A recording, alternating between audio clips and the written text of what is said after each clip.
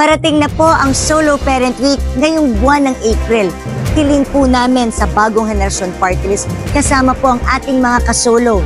Sana po ipatupad na po ng wasto ang Solo Parent Law sa inyong munisipyo at syudad.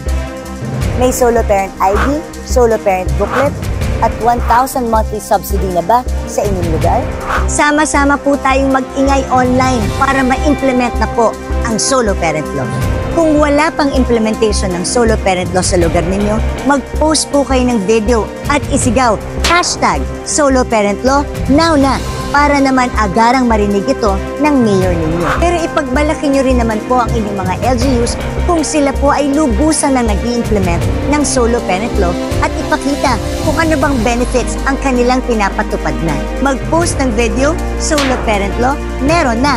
Walang sasalo sa mga solo kung di tayong mga nasa gobyerno. Pero mas lalakas po ang boses ng number 94 BH Bagong Henerasyon Party List para maipatupad ang lahat ng ito kung kasama namin kayo. Kaya tara, ipaglaban na ang implementasyon ng Solo Parent Law sa lugar ninyo.